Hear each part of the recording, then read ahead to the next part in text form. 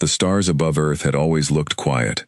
No one on the planet knew that far beyond the orbit of Neptune, something old and hungry was watching. The Skarn Coalition, a union of 7 alien species who had conquered half a galaxy, had found a new target. They called it a small blue world, with a species that had not yet learned to fear the dark. They called it Earth. Fleet Marshal Draith Vor stood on the bridge of his flagship, the Hollow Song, looking at a slow spinning image of the planet on his main screen. He was tall for his kind, with pale gray skin and eyes that glowed faint green in low light. He had crushed 12 worlds before this one. None of them had given him trouble for long. He expected the same here. Humans, he said, tasting the word like something bitter. A young species, barely out of their own atmosphere. And yet command wants a full plan before we move a single ship forward.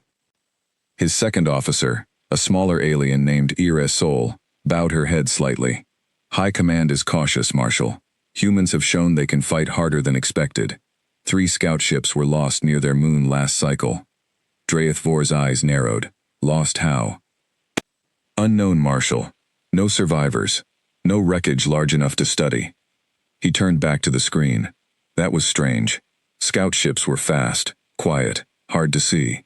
For 3 of them to vanish without a trace meant either bad luck or something far more dangerous. He did not believe in bad luck. Then we will not guess, he said. We will know. Send for the Shadow Walker. 2 systems away, hidden inside a merchant convoy heading toward the edge of human space, a single Skarn agent moved through the crowded corridors of a trade station, in complete silence. His name was Sasaka, and he had spent 11 years learning to look, sound, and move like the very species he had come to spy on. His skin was covered in a thin living suit that mimicked human flesh so well that even close medical scanners struggled to tell the difference. He wore a name badge that said David Rennick, IT Support. Sokka's job was simple on paper and nearly impossible in practice. He needed to find Earth's war plans. Not propaganda, not press conferences. The real files. The ones that showed where Earth's fleets would gather, where the weak points in their defense grid were, and how their command structure would respond to invasion. For 6 months he had worked inside a private company that did contract work for the Earth Defense Network. It was slow, careful work. He answered phones. He fixed broken computers. He smiled at people he intended to help destroy. And bit by bit, he built trust. Trust was the real weapon of any invasion, Sokka often thought. Ships and guns came later. That evening, in an office building 3 blocks from a defense ministry annex, Sokka finally got the access he had been waiting for. A junior officer, tired and behind on deadlines, asked David to help move files from an old secured drive to a new one before an inspection the next morning. Sure thing, Sasaka said, smiling his practiced human smile. I'll have it done tonight. He worked late, alone, the office empty around him.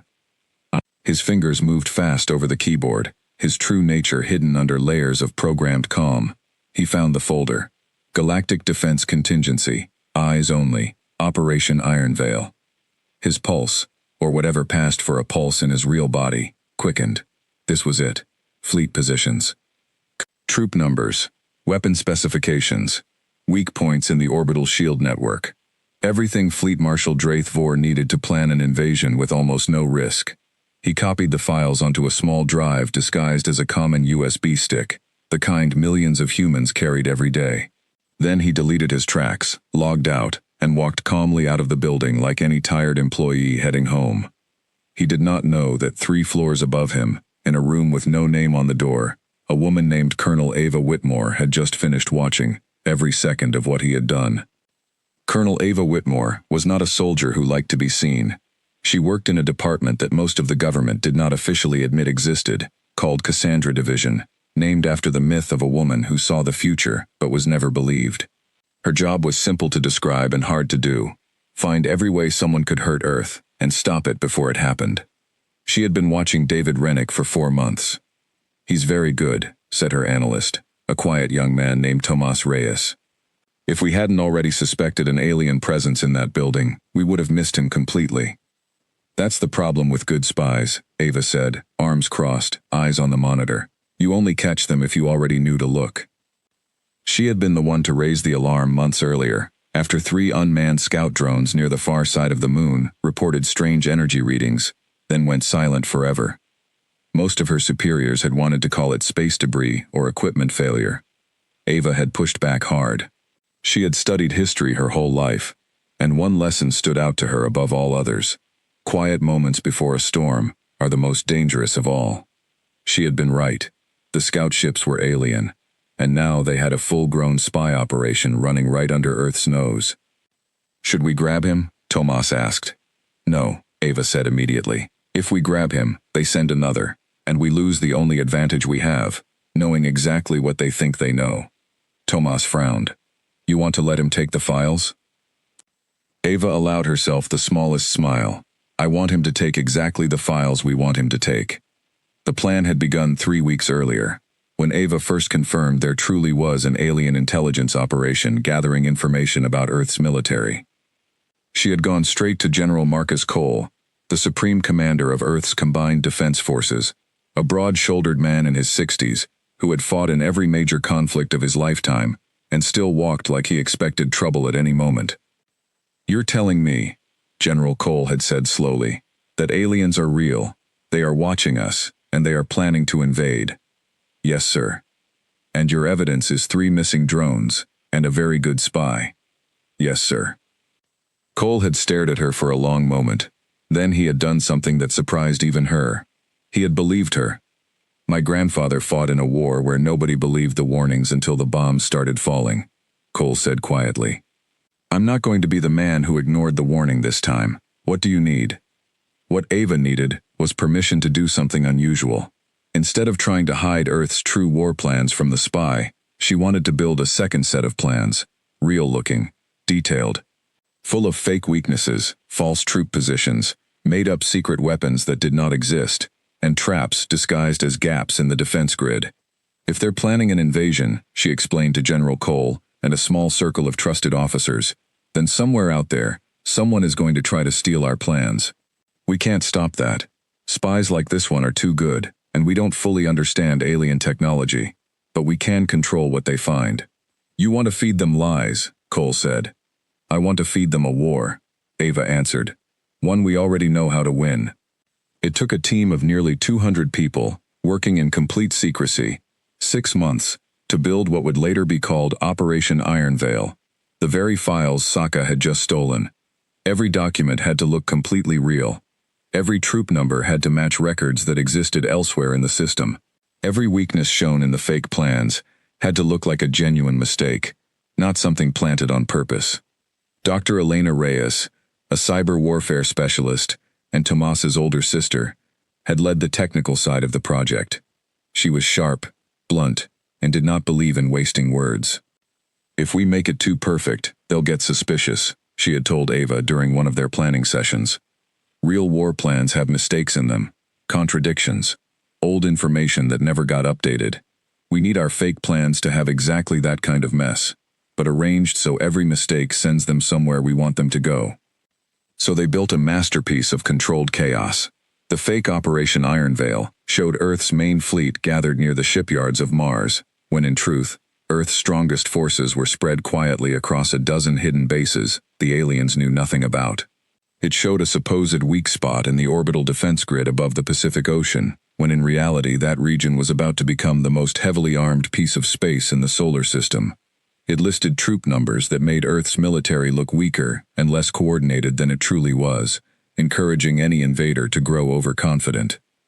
And most importantly, it showed a supposed secret weapon called Project Lighthouse, a fake orbital cannon that did not exist, placed exactly where Earth's real, far more dangerous defenses were hidden.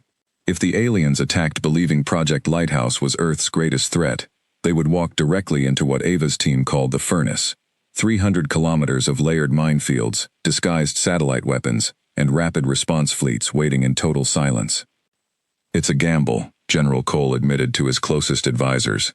"If they don't take the bait, or if they're smart enough to test what they find before trusting it, this whole plan falls apart." "Every plan is a gamble, sir," Ava said. "The only question is whether we gamble on purpose, with our eyes open, or by accident, blind." Back on the Hollow Song, 3 weeks after Sokka's data reached Skarn Command, Fleet Marshal Draeth Vor sat in his private quarters studying the stolen files for the 10th time. His analysts had gone over every line. Every number matched patterns seen in older, smaller pieces of intelligence gathered over the years. The troop counts lined up with population estimates. The technology levels matched what Skarn scouts had already observed in Earth's weapons tests. "It is real," his chief analyst told him. "Every check we've run confirms it." Draeth Vor should have felt satisfied. Instead, something small and quiet nagged at the back of his mind, the same instinct that had kept him alive through 12 conquered worlds. 3 scout ships vanished with no explanation, he said slowly, and yet now, only months later, we obtained the complete war plans of the very species that destroyed them, almost too easily. Ira Sol, standing nearby, tilted her head. Perhaps the loss of the scouts pushed the humans to move their real plans and leave weaker copies behind by mistake. Perhaps, Draeth Vor said. He did not sound convinced. But an invasion fleet the size of the Skarns did not move on the feelings of one commander. High Command back on the Skarn homeworld had already reviewed the files and given their judgment.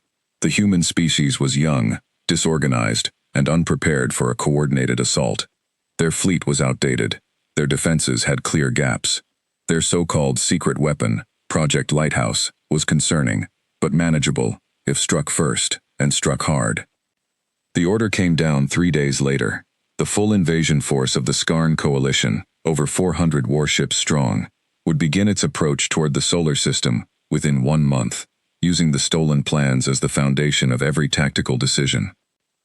Draeth Vor read the order twice. Then he looked out the viewport at the endless stars, and for reasons he could not fully explain, he ordered his personal guard doubled. "If I am wrong," he murmured to himself, "then we win a war in a single season. But if I am right..." He did not finish the thought. Instead, he called for his second officer and began, quietly and without telling High Command, to prepare a second plan of his own, just in case the humans were not as simple as the stolen files made them seem. Back on Earth, in the same underground command room where it had all begun, Ava Whitmore watched a satellite feed showing faint but unmistakable signs of large-scale movement far beyond the edge of the solar system. Weeks of quiet monitoring had finally paid off. The aliens were coming, and based on every intercepted signal her team could decode, they were coming exactly where Operation Ironveil said they should. General Cole stood beside her, arms folded, jaw tight. "They took the bait," he said. "They took the bait," Ava confirmed. "Now we make sure they never realize it, until it's far too late to matter." Behind them, on a wall covered in maps, timelines, and photographs of hidden bases across the globe, one word had been written in bold letters above everything else: furnace. Somewhere out among the stars, 400 warships turned their engines toward a small blue planet, carrying with them a battle plan built entirely on lies, and on that planet, an entire species waited in silence, ready for a war the aliens did not know they were truly walking into. The Skarn invasion fleet crossed into the outer solar system on a cold, clear night that most of Earth's people spent completely unaware anything unusual was happening. 400 warships moved in careful formation, their engines dimmed to reduce their heat signature, following a path plotted almost entirely from the stolen files known as Operation Ironveil. Fleet Marshal Draeth Vor stood on the bridge of the Hollow Song, watching the small blue dot that was Earth grow slowly brighter on the main screen. Around him, his officers moved with quiet confidence. They had studied the human military for weeks. They believed they understood its weaknesses completely. "Confirm formation status," Draeth Vor said. "All ships in position, Marshal," Ira Sol answered. "First wave will reach human orbital range in 6 days, following the approach vector recommended by the stolen human files." The stolen plans had shown a gap in Earth's defenses above the region humans called the Pacific Ocean, a supposed blind spot where their detection satellites had limited coverage due to what the files described as a funding shortfall in that section of their military. According to Operation Ironveil, this was the ideal place for the first wave to slip through and establish a forward base before the main human fleet, wrongly believed to be concentrated near Mars, could respond. Draeth Vor had read that section of the plans more times than any other. Something about it still felt too convenient. A weakness that perfectly matched the exact spot his fleet would naturally choose to strike first. He said nothing about his doubts to High Command. Instead, quietly, without official orders, he had spent the last 3 weeks building a secondary plan of his own, one that did not rely completely on the stolen files. He split off a small portion of his fleet, 20 ships under a trusted captain named Vessa Thorn, and gave her instructions that no one else on the bridge had heard. "Take your ships along the edge of the system, away from the main approach," he told her privately. "Watch.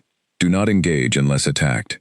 If the primary fleet meets resistance we did not expect, you will be my second set of eyes and my way out." Vessa Thorn, young for her rank but sharp-minded, studied him carefully. "You do not trust the stolen plans, Marshal." "I trust that something all species share, Captain," Dreyeth answered. "No one gives up their real secrets without a fight, and these came to us far too easily."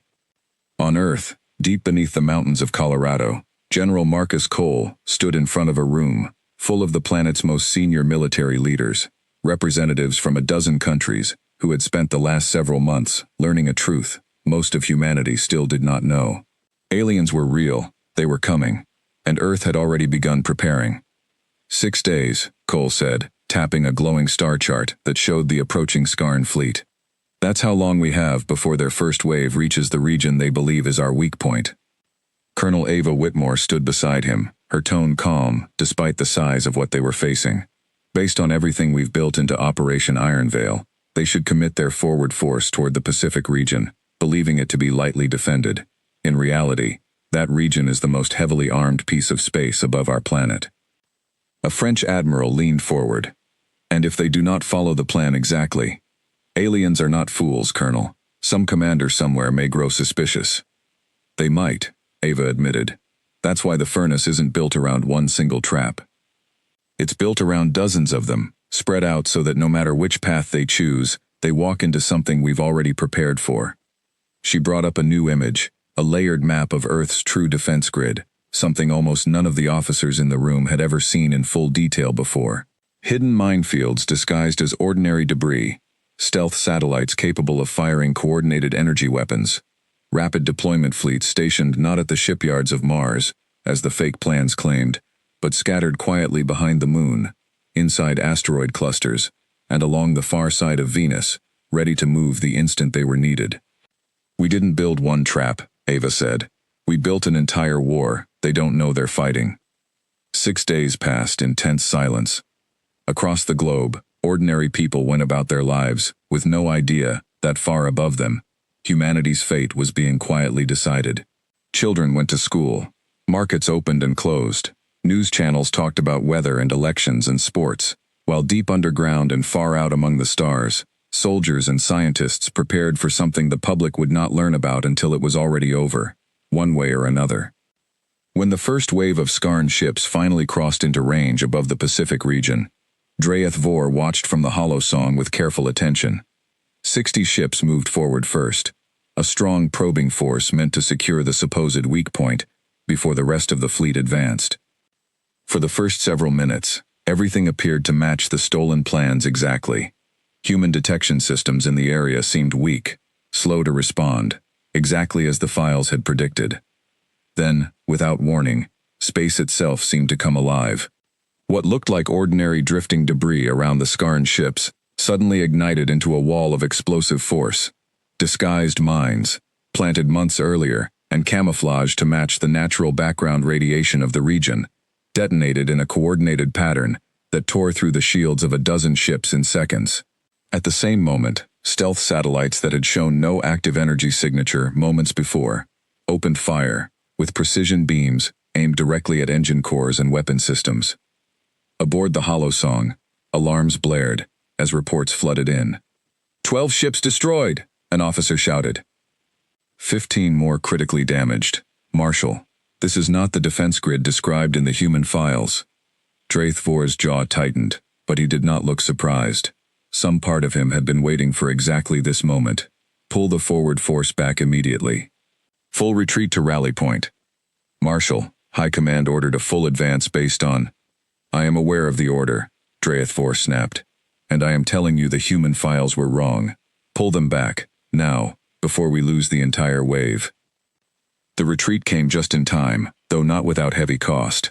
Of the 60 ships sent forward, only 31 made it out of the ambush zone. several trailing smoke and sparks from damaged systems.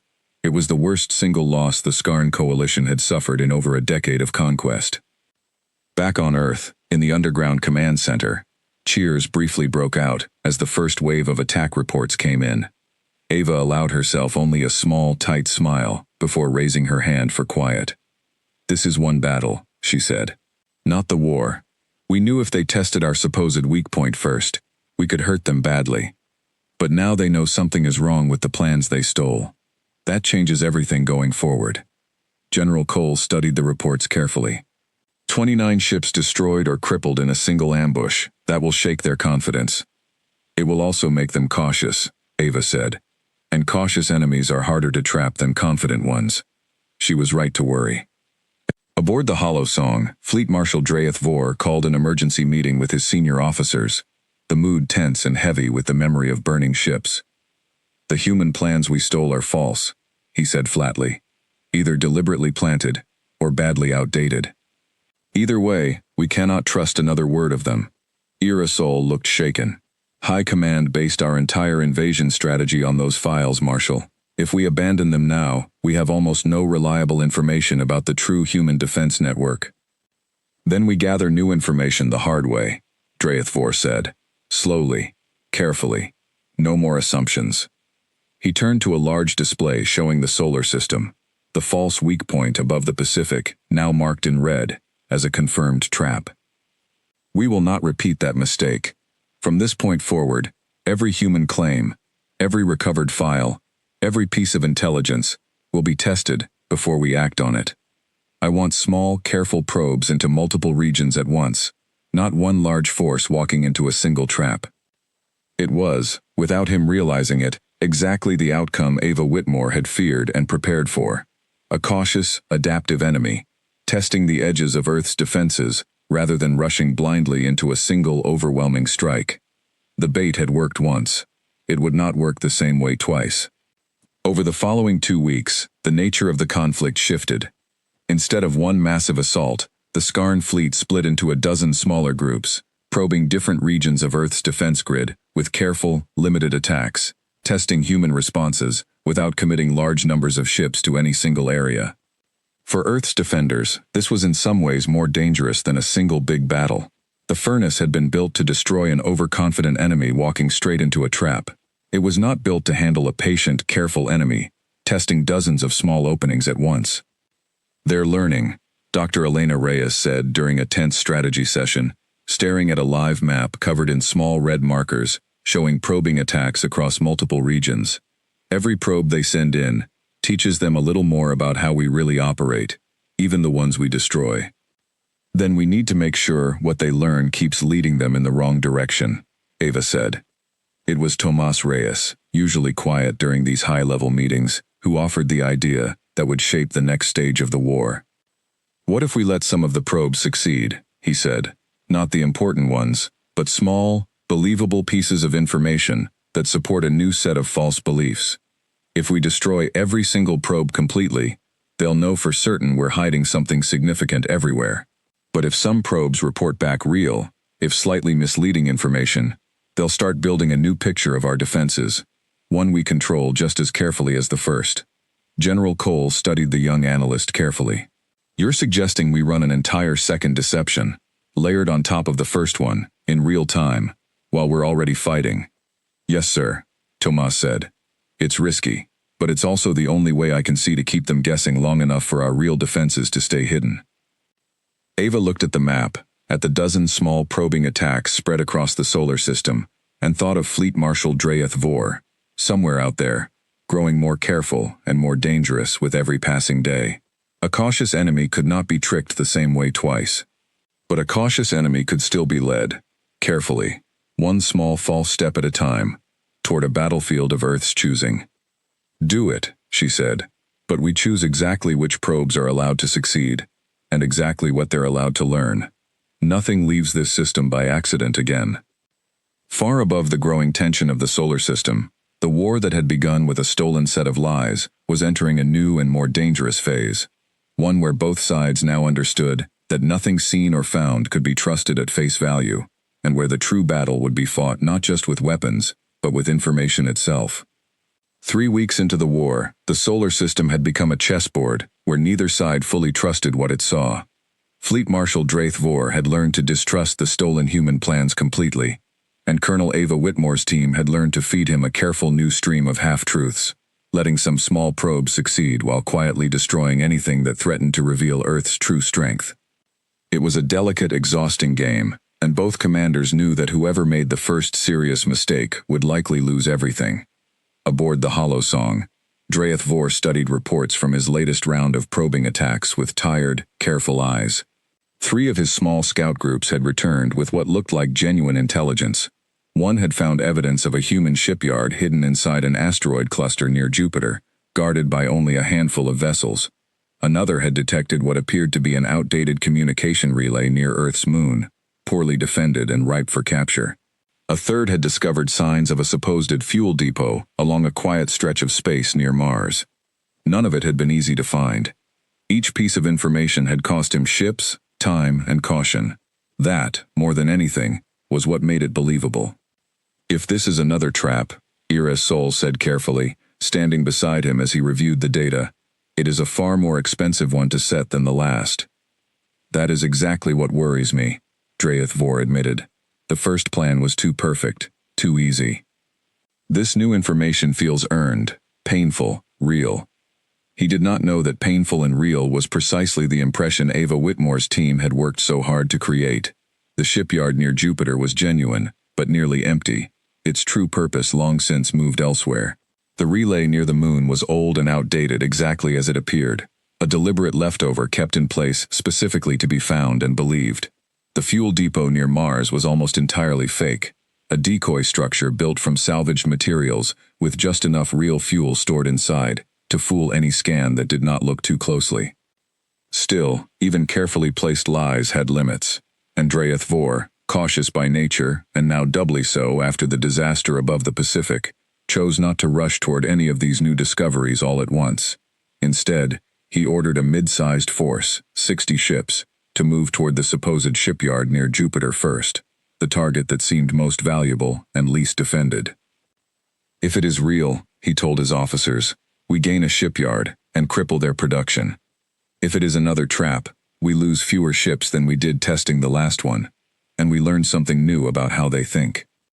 On Earth, the plan to let this particular piece of information succeed had been Ava's idea from the beginning, though she had argued fiercely with several officers who wanted to destroy the scouting force the moment it appeared near Jupiter. "If we hit them too hard here," she explained during a heated briefing, "he'll know for certain the shipyard was real intelligence, just badly defended. We want him to believe it's genuine, lightly guarded, exactly as it appears. That means we let him take it, mostly intact, and we make our resistance look like an honest, failed defense, not a trap. You're suggesting we sacrifice actual ships and actual people to sell a lie," said a stern-faced admiral from the Pacific Fleet. "I'm suggesting we accept a calculated, controlled loss now," Ava said, "to avoid a far greater loss later, when they finally find something that actually matters." General Cole, listening quietly from the head of the table, finally spoke. "How many ships would we lose defending the fake shipyard convincingly?" 12, at most," Ava answered. "All older models already scheduled for retirement. Crews will eject and be recovered before final destruction, exactly as we've trained for. From the outside, it will look like a real defense that simply wasn't strong enough." Cole considered this for a long moment before nodding slowly. "Do it. But I want every single crew member accounted for, before, during, and after. This is a controlled loss, Colonel, not a real one." "Understood, sir." When the 60 Skarn ships arrived near Jupiter, they found exactly what the earlier scouting mission had reported: a modest shipyard, guarded by 12 outdated human vessels that fought with real skill, but were ultimately overwhelmed within an hour. The human ships fired real weapons, took real damage, and eventually retreated in what looked like a genuine, desperate defeat, though every single crew member had ejected safely, moments before their ships were finally destroyed. Drath Vor received the report with cautious satisfaction. A real target. A real, if painful, victory. Exactly the kind of evidence that convinced him the tide might finally be turning in his favor. The information was accurate, he told his senior staff. Costly to obtain, but accurate. Perhaps the humans truly did lose track of what they had exposed to us. It was, of course, exactly the impression Ava Whitmore had hoped to create. A cautious enemy, who believed he had finally earned real, trustworthy intelligence, was far more dangerous than a confident one who trusted everything blindly. But he was also far easier to lead exactly where you wanted him to go, one carefully chosen truth at a time. Encouraged by the apparent success near Jupiter, Draeth Vor authorized a larger force to move against the outdated communication relay near Earth's moon, believing it to be a genuine weak point in human coordination. If captured intact, it could theoretically be used to intercept and disrupt human communications across the entire defense grid. What he did not know was that the relay had been deliberately left in place, its outdated systems carefully monitored, specifically to be captured. The moment Skarn engineers connected to it and began extracting data, they would trigger a hidden protocol designed by Dr. Elena Reyes months earlier, one that would flood their systems with a final, devastating piece of false information, the supposed true location of Earth's main fleet, hidden deep inside a false set of coordinates that led directly into the heart of the furnace. The attack on the lunar relay came 4 days later, a force of 40 ships descending toward the quiet, aging structure, with careful, practiced precision. Skarn engineers, protected by heavy escort, boarded the relay and began extracting its data exactly as predicted.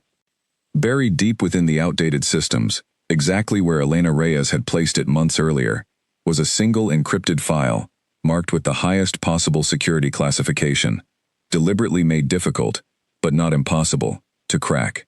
It described, in painstaking and convincing detail, the true hidden location of Earth's main defense fleet, a supposed secret base along the far side of Venus, heavily armed and ready to strike the moment the Skarn coalition made a serious move toward Earth itself. It took Skarn intelligence officers nearly 2 full days to fully decrypt and verify the file.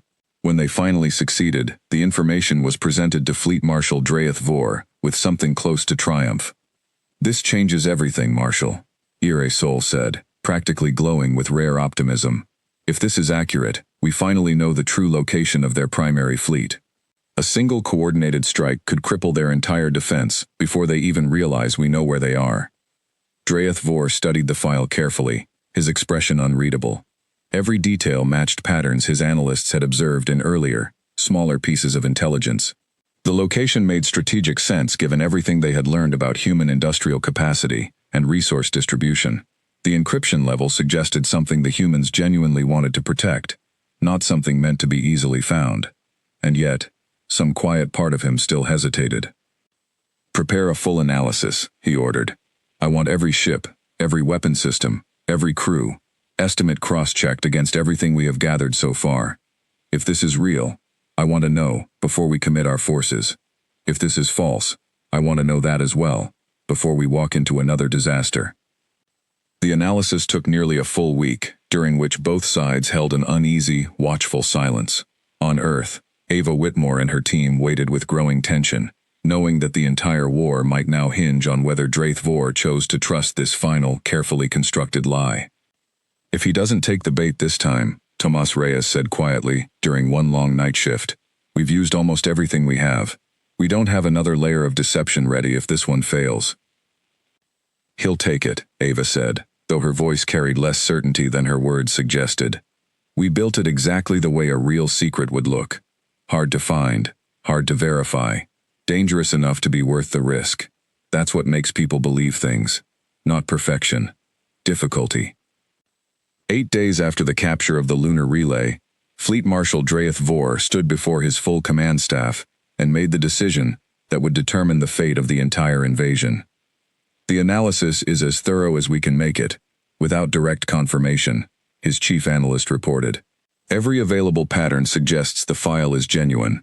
If it is false, it represents an extraordinary and costly deception effort by a species we still do not fully understand." Draeth Vor was quiet for a long moment, staring at the star chart showing the supposed hidden fleet location near Venus. He thought of the disaster above the Pacific, the ambush built from a plan that had seemed just as convincing. He thought of the careful, painful way this new information had been obtained, so different from the suspicious ease of the first stolen files. Perhaps that was exactly the point. Perhaps the humans, having lost their first attempt at deception, had grown smarter, more patient, more willing to sacrifice real ships and real information to sell a bigger lie. But an invasion fleet could not wait forever on the doubts of a single commander, however cautious. High Command back on the Skarn homeworld had grown impatient with the slow, careful pace of the campaign, demanding results after weeks of cautious probing had produced little beyond a handful of minor victories and one devastating defeat. "We commit the main fleet," Dreyeth Vor finally said, the words heavy in his mouth. "Full strength, moving on the coordinates near Venus. If the humans truly believe they have hidden their fleet from us, we will show them exactly how wrong they are." Irisol nodded, relief clear on her face. "I will prepare the fleet immediately, Marshal." As his officers moved to carry out the order, Dreyeth Vor remained alone for a moment, staring at the star chart, at the small blue world called Earth, sitting quietly at the center of it all. Somewhere on that planet, he knew, there was a mind clever enough to have built the trap that destroyed his first wave, patient enough to have spent weeks feeding him careful half-truths, and bold enough to now offer him what might be the greatest lie of all. "Whoever you are," he murmured quietly to himself, "let us see if your final trick is as good as your first." Far below, in the underground command center beneath the mountains of Colorado, Ava Whitmore watched the first reports of the full Skarn fleet changing course toward Venus, and felt the entire weight of the war finally begin to tip, one way or the other, toward its final and most dangerous chapter. The full Skarn invasion fleet, nearly 350 warships strong after weeks of cautious losses, turned its full strength toward the coordinates near Venus, where the stolen file claimed Earth's hidden main fleet waited. It was the largest single movement of the war so far, and both Fleet Marshal Dreyeth Vor and Colonel Ava Whitmore understood that whatever happened next would likely decide everything. Aboard the Hollow Song, Dreyeth Vor watched the star chart with tight, controlled focus as his fleet approached the target zone. He had ordered a careful, layered advance rather than a single reckless charge, splitting his forces into 3 groups so that no single ambush, however powerful, could destroy his entire fleet at once. First group entering scan range of the target coordinates, Irisol reported. "Hold formation," Dreyeth Vor said. "Full sensor sweep before anyone moves closer." The scan results came back slowly, and what they showed made several of his officers exchange uneasy glances. There was something near the coordinates, faint energy signatures, structures that could be interpreted as shipyards or docking platforms, traces of the kind of industrial activity a hidden fleet base might produce. But it was faint, fainter than Dreyeth Vor had expected for what was supposed to be humanity's primary defense fleet. "It could be shielded," his chief analyst suggested. "Advanced camouflage technology, perhaps beyond anything we've seen from them so far. Or it could be nothing at all," Dreyeth Vor said quietly, "dressed up to look like something." He hesitated only a moment before giving the order. "Second group, advance and confirm. First and third groups, hold position and prepare to respond to whatever we find." Deep beneath the surface of Venus, in a location Earth's engineers had spent months quietly constructing, Ava Whitmore watched the approaching Skarn scan patterns with careful precision. The structures the aliens were detecting were real, in the sense that they physically existed. They were not, however, a hidden fleet base. They were an elaborate shell, built specifically to produce exactly the kind of faint energy signature a genuine but carefully hidden military installation would create. "They're sending a probing group forward," Tomas Reyes reported, watching the live feed. "Roughly 100 ships, holding the rest of their fleet back." "Smart," Ava admitted. "He's learned. He's not walking his whole fleet into an unknown area anymore." This had always been the greatest risk of the entire furnace strategy. Dreyeth Vor's growing caution meant Earth's forces could not simply spring one enormous trap and destroy his entire fleet in a single stroke. Instead, they would need to win this final battle the harder way, piece by piece, using every real advantage Earth had spent years quietly building. "Bring the primary fleet to full readiness," Ava ordered. "All hidden positions, stand by." We let his probing group get close enough to commit, then we close the trap around everyone who follows.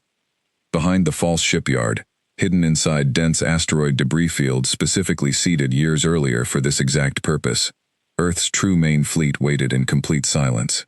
Over 200 warships, built using technology and tactics developed specifically in response to everything humanity had learned about alien capabilities during the earlier stages of the war.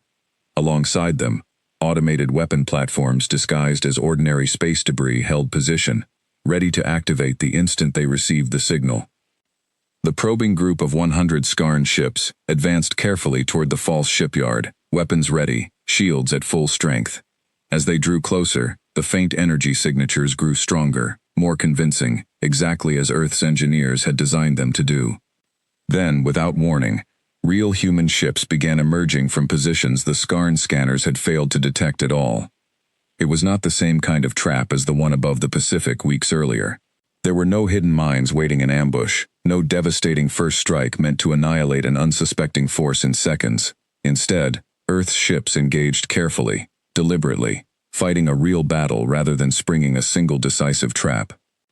"They're actually fighting us," one of Dreythvor's officers said, surprise clear in his voice as reports came in. Not an ambush, a defense. Dreythvor watched the developing battle with narrowed eyes. This felt different from the disaster above the Pacific. The humans were not simply destroying his ships from hidden positions and vanishing.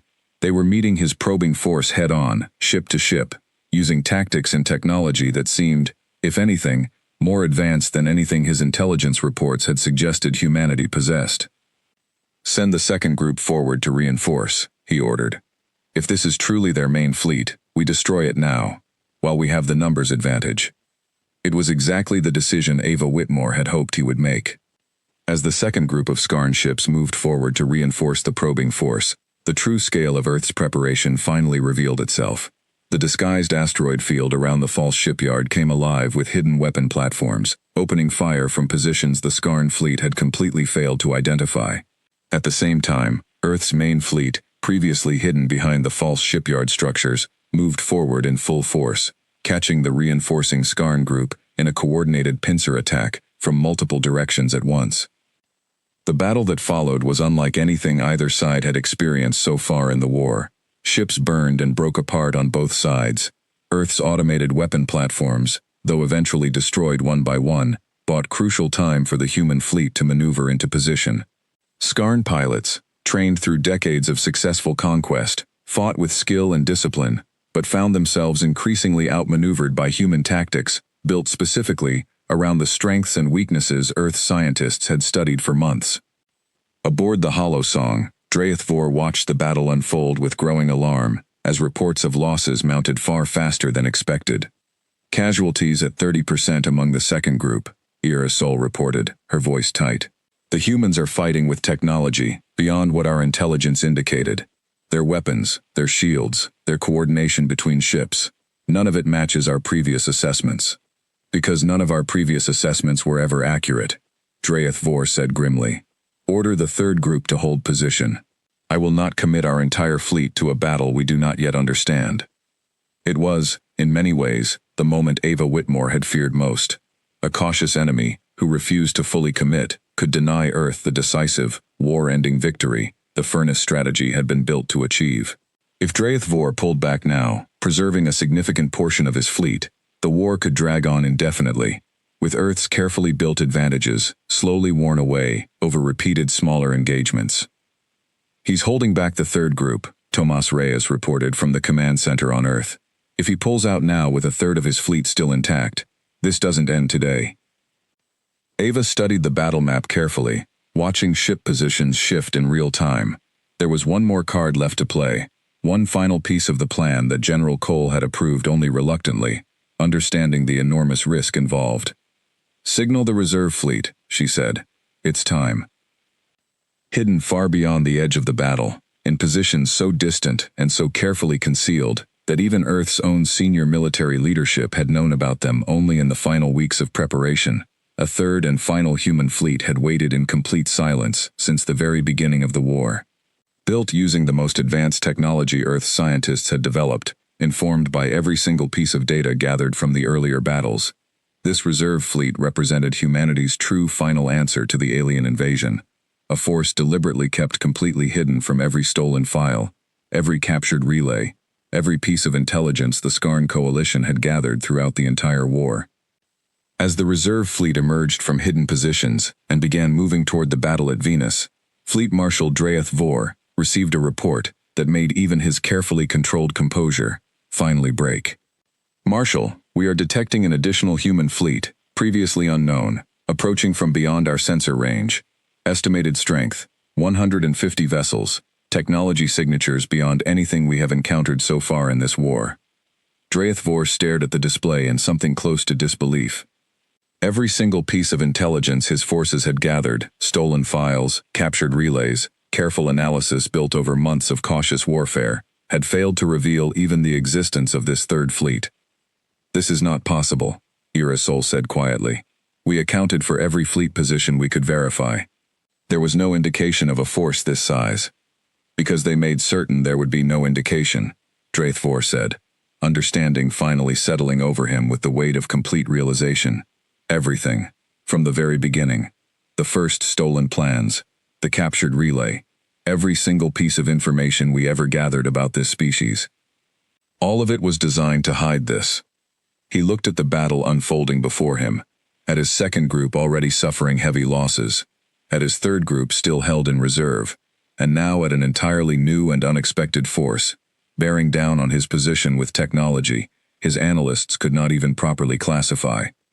For the first time since the invasion began, Fleet Marshal Draeth Vor understood, completely and without doubt, that he had never truly been fighting the war he thought he was fighting.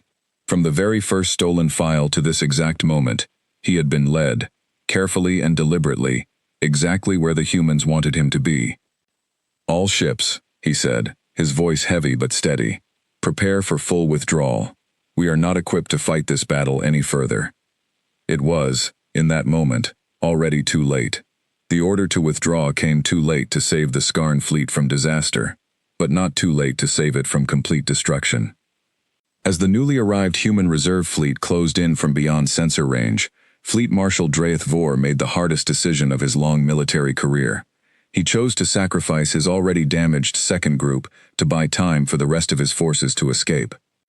"First and third groups, full retreat toward the outer system rally point," he ordered, his voice carrying none of the confidence it had held at the start of the invasion. "Second group will hold position and cover our withdrawal." Irasol looked at him with something between shock and understanding. "Marshal, the second group cannot survive against that reserve fleet alone." "I am aware," Draeth Vor said quietly. "Give the order." Aboard the ships of the doomed second group, Skarn pilots who had followed their marshal through a dozen conquered worlds now faced their final battle, not against an enemy they had underestimated, but against one they had never truly understood at all. They fought with discipline and courage, buying precious minutes, as the newly arrived human reserve fleet tore through their ranks, with weapons and coordination far beyond anything the Skarn coalition had faced in this war. Aboard the lead ship of the human reserve fleet, a vessel called the Meridian, Admiral Sarah Cade watched the battle unfold with grim focus. She had spent the entire war hidden away with her fleet, training, preparing, waiting for exactly this moment, knowing that her force represented Earth's final answer if everything else in Ava Whitmore's careful plan failed to end the war on its own. "Enemy second group is disintegrating," her tactical officer reported. "Their first and third groups are retreating at full speed toward the outer system." "Do we pursue?" asked her second-in-command. Cade considered the question carefully. The exhaustion of months of hidden preparation was heavy on her shoulders, but her mind stayed clear. "No, let them go. Our orders were to break this attack, not annihilate an entire species in a single afternoon. Destroy what remains of their second group if they continue resisting, but do not chase the retreating ships beyond the edge of the system." It was, in many ways, a decision that reflected the entire philosophy behind Earth's strategy from the very beginning of the war. Ava Whitmore, General Cole, and everyone involved in building Operation Iron Veil, and the layers of deception that followed, had always understood that total annihilation of an enemy fleet was not the true goal. The goal was simple: convince the Skarn coalition that invading Earth was a mistake too costly to repeat. Back on Earth, in the underground command center, the mood shifted from tense silence to cautious, disbelieving celebration, as reports confirmed the collapse of the Skarn invasion. Nearly half of their original fleet strength had been destroyed or crippled across the entire campaign, an unprecedented loss for a coalition that had conquered a dozen worlds without ever facing this level of resistance. Ava Whitmore stood quietly at the center of it all, watching the final battle reports scroll across her screen, feeling less triumphant than exhausted. Beside her, General Cole placed a heavy hand on her shoulder. "You did it, Colonel," he said. "You saved this planet." "We did it," Ava corrected quietly. "It took every single person who worked on Iron Veil, every officer who trusted a plan that sounded insane the first time they heard it, every pilot who fought a battle they didn't fully understand the purpose of. This was never one person's victory." Dr. Elena Reyes, standing nearby, allowed herself a rare, tired smile. "It worked because we understood something simple about intelligence, real or stolen. Information is only as dangerous as the trust placed in it. We didn't need better weapons than them. We needed them to trust the wrong things." Aboard the Hollow Song, now leading the battered remains of his fleet on a slow retreat toward the edge of human space, Fleet Marshal Draeth Vor sat alone in his quarters, reviewing the full scope of the disaster that had unfolded. Nearly half his fleet destroyed, thousands of lives lost, an invasion that had begun with what seemed like a perfect intelligence advantage, ending in one of the most complete strategic failures in Skarn Coalition history. He thought back to the very beginning, to the stolen files that had seemed so convincing, so complete. He thought of the disaster above the Pacific, the careful new intelligence gathered afterward, the file describing a hidden fleet near Venus that had seemed, in every possible way, to be genuine. All of it, he now understood completely, had been a single continuous deception, built and adjusted in real time by an enemy that understood something the Skarn Coalition, despite conquering a dozen worlds, had never fully grasped. Technology and numbers meant little against an opponent willing to sacrifice pieces of the truth itself as weapons. When Draeth Vor finally reported back to Skarn High Command, his message was short and unlike any report he had ever sent before. "The invasion of the human world, designated Earth, has failed. Losses are severe. I recommend, in the strongest possible terms, that no further military action be taken against this species without a complete reassessment of everything we believe we know about them. They did not defeat us with superior weapons or numbers. They defeated us by making certain, from the very first stolen file, that we were never truly fighting the war we believed we were fighting." High Command's response, when it finally came weeks later, was one of quiet, uneasy caution. The Skarn Coalition, having lost nearly half an invasion fleet to a species they had believed to be primitive and unprepared, made the rare decision to withdraw entirely from human space, marking Earth as a world to be observed carefully from a distance, rather than conquered directly. Word of what had truly happened during those tense months eventually reached the wider public, though the full details remained classified for years. Ava Whitmore, General Cole, and the small group of officers, scientists, and analysts who had built and executed Operation Iron Veil were never widely celebrated in the way heroes often are in stories. Their work had depended entirely on secrecy, and secrecy remained the price of its success. Still, within the quiet circles of Earth's military and intelligence community, their achievement became something close to legend. A war won not through superior firepower or overwhelming numbers, but through patience, careful planning, and a deep understanding of how trust, information, and deception could shape the outcome of even the most one-sided conflict. Years later, in a quiet office far beneath the mountains where it had all begun, Ava Whitmore sat across from a new generation of young officers being briefed on the history of what they now simply called the First Contact War. They had better ships, she told them, echoing words she had said many times before, better weapons, more experience conquering worlds than we had defending our own, but they made one mistake that cost them everything. A young officer raised her hand. "What mistake was that, Colonel?" Ava allowed herself a small, tired smile, the same one she had worn the night the Skarn fleet first retreated from Venus. They trusted the first thing they stole, without ever stopping to ask why it had been so easy to steal in the first place. Outside, far above the mountains, the stars continued their slow, silent turn, carrying within them the quiet knowledge that somewhere out among them, an alien coalition now watched Earth carefully from a distance, wary of a species that had proven, in the most costly way possible, that the greatest weapon in any war was never simply strength. It was always, in the end, the truth you chose to show your enemy, and the lie you let them believe instead.